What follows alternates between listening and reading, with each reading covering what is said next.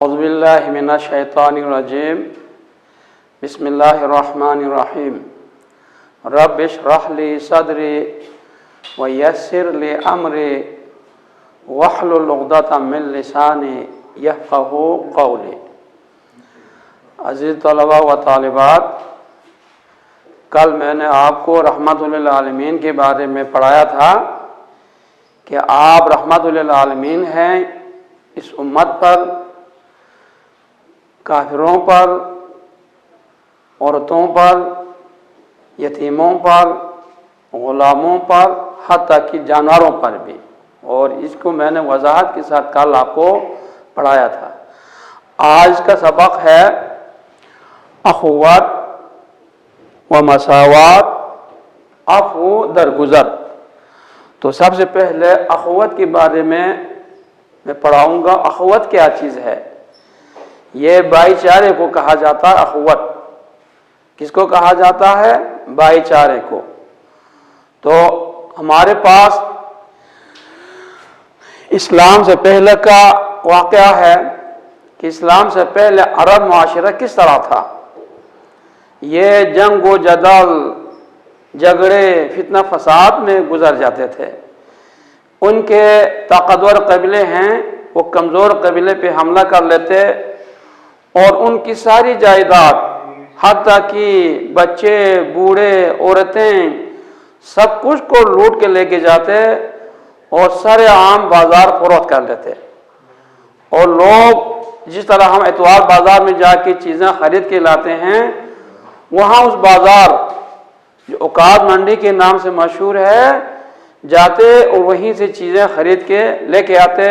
آدمی بھی خرید کے لاتے، جو ان کو غلام یا عورتیں جو مل جائیں اپنی پسند کی خرید کے لاتے اور لونڈیاں بنا لیتے تھے۔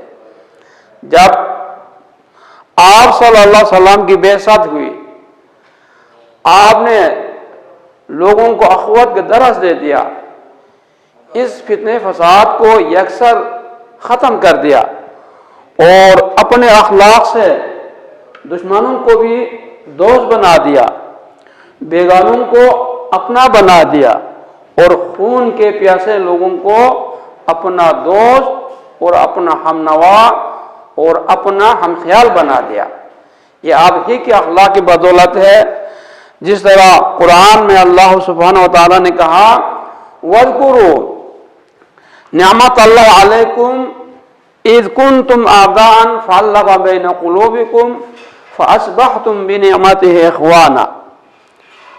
اس نعمت کو یاد کرو جو اللہ نے تم پر نازل کی ہے۔ جب تم ایک دوسرے کے دشمن تھے تو اللہ نے تمہارے دلوں میں ایک دوسرے کے الفت ڈال دی، محبت ڈال دی، اور تم اسی کی بدولت آپس میں بھائی بھائی بن گئے۔ اور نیچے والی آیت اسی میں بھی یہی ہے وَأَلَّفَ بَيْنَ قُلُوبِهِمْ لَوْ أَنفَقْتَ مَا فِي الْأَرْضِ جَمِيعًا مَا أَلَّفْتَ بَيْنَ قُلُوبِهِمْ وَلَكِنَّ اللَّهَ أَلَّفَ بَيْنَهُمْ إِنَّهُ عَزِيزٌ حَكِيمٌ۔ حضور صلی اللہ علیہ وسلم کی ہجرت سے پہلے مدینے میں دو مشہور قبیلے تھے، اوس اور خزرج۔ یہ معمولی باتوں پہ ایک دوسرے کا خون بہایا کرتے تھے۔ اگر کسی کا گھوڑا نہر کے اوپر سے پانی پی لیتے اور دوسرے کے نیچے سے، اسی بات پہ برسوں تک لڑائی جاری رہتے۔ مگر آپ صلی اللہ علیہ وسلم کی ہجرت کے بعد ان کی ایسی اصلاح کی، ایسی تربیت کی، وہ ایک دوسرے کے حقیقی بھائی بن گئے، ایک دوسرے کو جان دینے والے بن گئے، ایک دوسرے کے جانثار بن گئے۔ اور اس بارے میں اللہ سبحانہ و تعالیٰ نے کہا ان کے دلوں کو اللہ نے جوڑ دیا ہے، ان کے دلوں میں ایک دوسرے کے لیے محبت ڈال دی ہے۔ اے نبی، اگر تو ان کی دلوں کو جوڑنے کے لیے زمین میں جو کچھ ہے وہ خرچ کر لیتے، تب بھی تو ان کی دلوں کو جوڑ نہیں سکتے۔ یہ اللہ کا کرم ہے، یہ اللہ کا فضل ہے، اس فضل کو یاد کر لو۔ تو یہ کیا ہے؟ اوس اور خزرج دو مشہور قبیلے تھے، ان دونوں نے اسلام قبول کر لیا تو مدینے میں اسلام کو تقویت ملی، اور وہ برسوں کی جو دشمنی ہے اور سراسر بھول ڈالے اور ایک دوسرے کے حقیقی بھائی کی طرف بن گئے اور ایک دوسرے کے جانثار بن گئے۔ یہ اللہ کا کرم ہے، اللہ کی مہربانی ہے۔ اس کے بعد جب ہجرت کر کے مدینہ آئے تو تاریخ میں مؤاخات مدینہ کے نام سے یاد کیا جاتا ہے کہ مہاجرین خالی ہاتھ مدینے پہنچے ہیں، ہاتھ میں کچھ نہیں ہے، ایک ڈنگ کے کھانے کے لیے بھی کچھ نہیں ہے۔ تو آپ صلی اللہ علیہ وسلم نے ایک انصار کو اور ایک مہاجر کو بلایا اور ایک دوسرے کے ہاتھ میں ہاتھ تھما کے کہا تم ایک دوسرے کے بھائی ہو۔ اس طرح انصار نے بے پناہ جذبے کے مظاہرہ کر لیا اور کہا جس کے پاس اگر ایک دو باغ ہیں تو ایک باغ اپنے مہاجر بھائی کو دے دیا، اگر ایک باغ ہیں تو اس کا آدھا کر کے آدھا حصہ اپنے مہاجر بھائی کو دے دیا، اگر کسی کے پاس دو گھر ہیں تو ایک گھر ان کو دے دیا۔ اسی طرح جو بھی ان کی پاس ملکیت تھی ان کا آدھا اپنے مہاجر بھائی کو دے دیا۔ تاریخ میں مؤاخات مدینہ کے نام سے یاد کیا جاتا ہے اور یہ عظیم قربانی ہے جو انصار نے پیش کر دیا۔ اس کے بعد مہاجرین میں سے کچھ ایسے بھی خوددار لوگ تھے جنہوں نے کہا ہمیں تجارت کا راستہ دکھاؤ، بازار کا راستہ دکھاؤ، ہم خود کمائیں گے اور خود کھائیں گے۔ چنانچہ انہوں نے بازار میں جا کے کاروبار کی، محنت کی، مزدوری کی اور اللہ کے فضل سے وہ یعنی خود کفیل ہو گئے اور وہ صدقہ دینے والوں میں شامل ہو گئے۔ یہ تو قرآن نے انہی کے بارے میں کہا انما المؤمنون اخوہ، حقیقت میں مومن ایک دوسرے کے بھائی ہیں، نہ کہ کافر۔ اگر کسی گھر میں دو بھائی ہیں، ایک کافر ہے دوسرا مسلمان ہے، وہ مسلمان حقیقت اس کافر کے بھائی نہیں ہے بلکہ وہ مسلمان اپنے مسلمان کا بھائی ہے حقیقت میں، تو وہ ایک دوسرے کے لیے جان دینے کو تیار ہو جاتے ہیں۔ جیسے کہتے ہیں اللہ کے رسول صلی اللہ علیہ وسلم نے کہ مسلمان ایک جسم کے مانند ہیں، اگر جسم کے کسی بھی حصے کو کہیں کوئی تکلیف محسوس ہو وہ تکلیف سارا جسم محسوس کر لیتا ہے۔ اسی طرح کسی مسلمان بھائی کو کہیں کسی قسم کی کوئی تکلیف ہو تو دوسرے مسلمان بھائی اس تکلیف کو اپنا تکلیف محسوس کر کے اس کی مدد کریں گے، حتی الامکان اس تکلیف کو اسے دور کرنے کی کوشش کر لیں گے۔ کیوں؟ اس لیے کہ مسلمان حقیقت میں ایک دوسرے کے بھائی ہیں۔ اس کے بعد دوسرے نمبر پہ مساوات ہیں۔ مساوات کی معنی ہے برابری۔ اسلام مساوات کو بہت بڑی اہمیت دیتے ہیں۔ اسلام سے پہلے شریف لوگوں کا الگ مقام ہوتا تھا، غریب کا الگ مقام ہوتا تھا، امیر کا الگ مقام ہوتا تھا، غریب کا الگ مقام ہوتا تھا، بادشاہ کا الگ مقام ہوتا ہے، گدھا کا الگ مقام ہوتا تھا۔ مگر اسلام نے ان طبقاتی نظام کو یکسر ختم کر دیا۔ آپ صلی اللہ علیہ وسلم نے اپنے قول اور فعل سے مساوات کا جو درس دیا تاریخ میں اس کو ایک عظیم کارنامے کے طور پر یاد کیا جاتا ہے۔ آپ کے دور میں بنو مخزوم کی عورت نے چوری کی، چوری کے جرم میں اس کا نام بھی فاطمہ تھا، پکڑے گئے، لوگوں نے بڑی سفارشیں کی، آپ نے کسی کی سفارش نہیں مان لی۔ آخر میں آپ کا سب سے لاڈلا زید بن حارث کا بیٹا اسامہ تھا، اس سے آپ بہت زیادہ پیار کیا کرتے تھے، اس کو سفارش کے لیے بھیج دی لوگوں نے، تو آپ کا چہرہ مبارک غصے سے سرخ ہو گئے، کہا خدا کی قسم اگر میری بیٹی فاطمہ بھی چوری کر لیتی تو میں اس کا ہاتھ کاٹنے کو حکم دے دیتا۔ تو آپ نے مساوات کا جو درس دیا وہ تاریخ میں سنہری حروف سے لکھی جانے کے قابل ہیں۔ تو سارے کے سارے مایوس ہو گئے، تو اس طرح کسی کے اندر جرأت نہیں ہوئی کہ وہ غلط کاموں میں سفارش کر لے۔ اس کے بعد خاندانی اور قبائلی تعصب، رنگ و نسل کے تعصب، عرب اور عجم کے جو تعصب ہے وہ آپ نے یکسر مٹا دیا۔ خطبہ حجۃ الوداع کے موقع پہ آپ نے خطبہ دیتے ہوئے کہا ایھا الناس ان ربکم واحد وان اباکم واحد اللہ لا فضل لعربی علی عجمی ولا لعجمی علی عربی ولا لأحمر علی اسود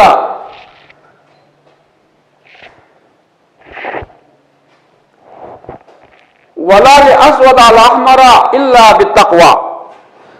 لوگوں، تمہارا رب ایک ہے، تمہارا باپ ایک ہے، اور خبردار کسی عربی کو عجمی پر کوئی فوقیت فضیلت نہیں ہے، نہ کسی عجمی کو عربی پر فضیلت ہے، نہ کسی گورے کو کالے پر، نہ کسی کالے کو گورے پر کوئی فضیلت ہے۔ اگر فضیلت ہے تو تقوی ہے۔ آپ دیکھیں اسی معاشرے میں غلاموں کا ذکر آ جاتا ہے، بلال حبشی کا نام آتا ہے، صہیب رومی کا نام آ جاتا ہے، سلمان فارسی کا نام آ جاتا ہے۔ تو اللہ کے رسول صلی اللہ علیہ وسلم نے ان غلاموں کی جو قدر منزلت اور مقام قریش کی کسی سردار سے کم نہیں کیا، قریش کی کسی سردار سے کام نہیں کیا۔ اور انہی غلاموں کی تقوی کی وجہ سے جب رسول اللہ صلی اللہ علیہ وسلم معراج پہ جاتے ہیں تو کسی کی جوتی کی آہٹ جنت میں سن لیتے ہیں۔ جبریل امین سے پوچھتا ہے یہ کون خوش قسمت شخص ہے؟ کہا یہ بلال ہے۔ آپ صلی اللہ علیہ وسلم نیچے آتے ہیں، بلال سے پوچھتا ہے بلال تم کون سا عمل کرتے ہو؟ میں نے تیری جوتی کی آہٹ جنت میں سن لی ہے۔ تو کہا میں خاص کوئی عمل تو نہیں کرتا ہوں، البتہ جب بھی وضو کر لیتا ہوں تو وضو کے بعد 2 نفلی نماز پڑھ لیتا ہوں۔ یہی وجہ ہے رب کائنات نے تمہارا مقام دنیا میں ہی بہت بلند کر دیا ہے۔ تو اسلام میں غلام ہونے کے ناطے اس کی قدر منزلت میں کمی نہیں آتی، بلکہ ان کا مقام بہت بلند ہو جاتا ہے۔ تو بلند ہونے کی معیار کیا ہے؟ تقوی ہے۔ تو اللہ کسی بھی شخص کو اس کی تقوی کی بنیاد پہ بلندی عطا کرے گا، اگر اس کے اندر تقوی نہیں ہے تو پھر اس کے درجے کو گرا دے گا، تقوی ہے تو پھر اس کو بلند بالا مقام عطا کرے گا۔ اسی طرح آپ صلی اللہ علیہ وسلم نے اپنی پھوپھی زاد بہن زینب بنت جہش کی شادی اپنے آزاد کردہ غلام زید بن حارث سے کرا دیا۔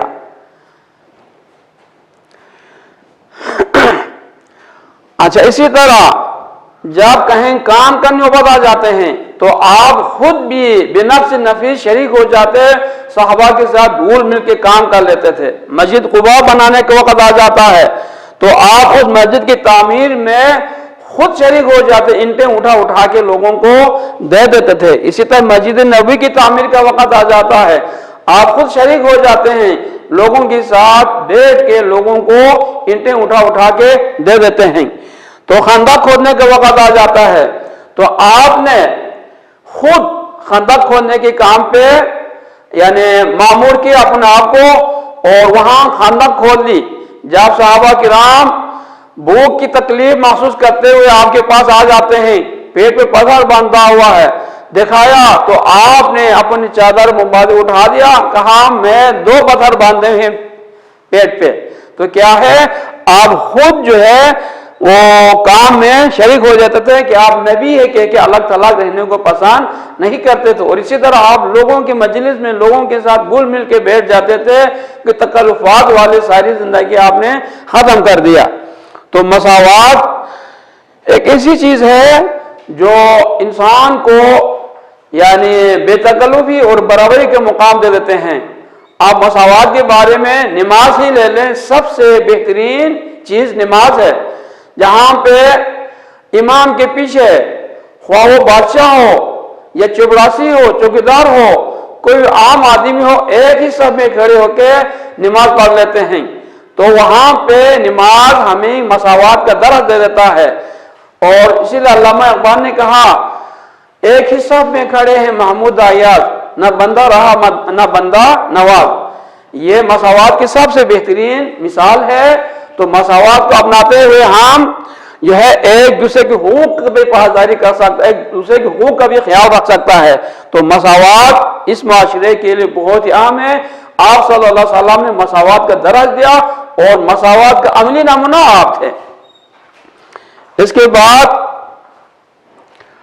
عفو درگزر، معاف کرنا، لوگوں کی غلطیوں کو درگزر کر لینا اور لوگوں کو معافی دینا، یہ اسلام میں اس کی بہت بڑی اہمیت دی گئی ہے۔ کیوں؟ ایک انسان غلطی کرتا ہے، اس غلطی کو معاف کر لیں، وہ انسان اس کا دلدادہ بن جاتا ہے، اس کا جو ہے حقیقی بھائیوں کی طرح اس کا احسان مان ہو جاتا ہے۔ وَالْكَاظِمِينَ الْغَيْظَ وَالْعَافِينَ عَنِ النَّاسِ، یعنی اللہ کے نیک بندے وہ لوگ ہیں جو غصے کو پی جاتے ہیں اور لوگوں سے درگزر کر لیتے ہیں۔ اور اللہ کے رسول صلی اللہ علیہ وسلم نے درگزر کے بارے میں کہا، کسی کو اگر کسی کو کوئی غصہ آ جائے تو کھڑے ہیں تو بیٹھ جائیں، بیٹھے ہوئے تو لیٹ جائیں، اگر اس طرح بھی نہ جائیں تو 2 رکعت نفلی نماز پڑھ لیں۔ غصے کو ہر صورت میں پی جانا ہے اور لوگوں کی غلطیوں کو معاف کر دینا ہے۔ آپ کے پاس بہت سی مثالیں ہیں، طائف کا واقعہ آپ لے لیں۔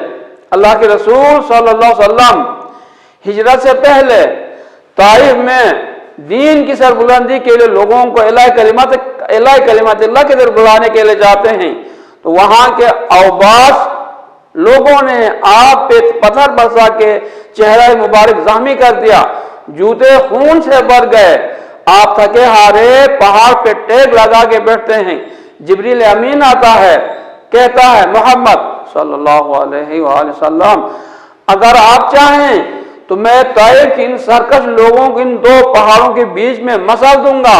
تو آپ نے کیا کہا یہ جاہل قوم ہے، ان کو میرے بارے میں پتہ نہیں ہے، اللہم اہد القوم فإنہم لا یعلمون، اے اللہ اس قوم کو ہدایت دے، یہ جانتے نہیں۔ آپ نے ان کے غلطیوں کو درگزر کر دیا اور ساتھ ہی ان کے لیے دعا بھی کر دی، اور 8 ہجری کے بعد طائف کے سارے مسلمان ہو گئے، اور اسی خاندان میں محمد بن قاسم جیسے عظیم جرنیل بھی نکلے ہیں جنہوں نے تاریخ میں اپنا رقم یعنی وہ درج کر لیا، اپنی یعنی شجاعت و بہادری کے کارنامے میں درج کروایا ہے۔ یہ بھی اسی طائف کے رہنے والے تھے۔ ایسے لوگوں بھی اللہ نے پیدا کی ہے۔ اس کے بعد ہجرت سے پہلے مشرکین مکہ نے آپ پہ طرح طرح کے ظلم ڈائے ہیں، آپ کی قتل کی سازش کی، آپ کی گھر کا محاصرہ کر لیتے ہیں، ہر جوان تلوار نیزہ اور لاٹھی لے کے تیار ہیں، جو ہی آپ نکلیں آپ پہ ایک بار حملہ کر کے آپ کو قتل کر دیں، مگر رب کائنات نے انہی کے بیچ سے آپ کو نکال دیا، ان کو پتہ تک بھی نہیں چلا، آپ مکے سے مدینے پہنچ جاتے ہیں، اور ایسا بھی وقت آ جاتا ہے 8 ہجری کو مکہ فتح ہو جاتا ہے، صحن مکہ میں مشرکین مکہ کو اکٹھے کیے جاتے ہیں، ان سے اعلان کرتا ہے کیا توقع رکھتے ہو مجھ سے؟ کہا آپ شریف بھائی ہیں، شریف بھائی کے بیٹے ہیں، ہم آپ سے خیر کی توقع رکھتے ہیں۔ تو کہا لا تثریب علیکم اليوم انتم طلقاء یغفر اللہ لکم وهو ارحم الراحمین، لا تثریب علیکم اليوم یغفر اللہ لکم وهو ارحم الراحمین، آج میں تم سے کسی قسم کا کوئی انتقام نہیں لوں گا، معاف کر لیتا ہوں، اللہ تمہیں بخش دے، وہ سب سے زیادہ مہربان اور رحم کرنے والا ہے۔ اسی طرح حضرت یوسف علیہ السلام کی مثال آپ لے لیں، ان کی بھائیوں نے ان کو کنویں میں پھینک دی، ان کو مار دیا، مگر رب کائنات انہیں بچایا اور مصر کا بادشاہ بن جاتا ہے، بھائی سجدے میں پڑ جاتے ہیں، ان کے پاؤں پہ پڑ جاتے ہیں، کہتا ہے آج میں تم سے کسی قسم کا کوئی انتقام نہیں لوں گا، تم سب آزاد ہو، شیطان نے ہمارے بیچ میں یہ فتنے ڈال دی ہیں، تو اللہ ہمیں ہدایت کے راستے دکھا دے۔ تو اس طرح جو ہے آپ نے عفو درگزر سے کام لیا، تو قریش مکہ کے جو بھی تھے سب کے سب اسلام قبول کر لی، اور سب کے سب آپ کے عفو درگزر سے مسلمان ہو جاتے ہیں۔ اسی طرح ग़ज़वा हुनैन के मौके पे 80 के लगभग लोग आपको कत्ल की नियत से आए, पकड़े गए। आपने कहा कि तुम लोगों ने फलान जगह पे ये मशवरा नहीं किया था? तो कहा हाँ, हमने ये मशवरा किया था, वहां कोई भी शख्स मौजूद नहीं था। आपको कैसे पता चला? कहा रब कायनात ने मुझे वही के जरिए बता दिया है। आपने उन सब को माफ कर दिया, वो सब की ज़ात आपके उस अफ़्व दरगुजर की वजह से इस्लाम कबूल कर लेते हैं। इसी तरह आप एक दरख्त के नीचे आराम फरमा रहे थे, तलवार दरख्त पे लटका हुआ है, काफिर आके तलवार लेता है, आपको जगाता है, कहता है मोहम्मद सल्लल्लाहु अलैहि वसल्लम अब तुम बताओ तुझे कौन बचाएगा मुझसे? आपने क्या जवाब दिया? मुझे बचाने वाला अल्लाह है। अल्लाह का नाम सुनते ही उसका हाथ कांप जाते हैं, तलवार गिर जाते हैं। आप सल्लल्लाहु अलैहि वसल्लम तलवार को उठा लेता है, उसे कहता अब तुम बताओ तुझे बचाने वाला कौन है? वो कहता है मुझे सिवाय तेरे कोई बचाने वाला नहीं है। उस मौका पर भी आपने उनसे अब दरगुजर से काम लिया और किसी मौके पे यही शख्स आपके इस्लाम कबूल कर लेते हैं। तो अब वो दरगुजर ये जंगी हथियार से भी मुअस्सिर कुन साबित हो जाते हैं। जब आप अपने दुश्मन को भी माफ कर लेंगे, वह आपके जानी दुश्मन वाले आपके दोस्त बन जाते हैं, आपके जानिसार बन जाते हैं। तो अल्लाह से दुआ है कि अल्लाह हमें भी अब दरगुजर से काम लेने की तौफीक दे। व आखिर दावाना अल्हम्दुलिल्लाहि रब्बिल आलमीन।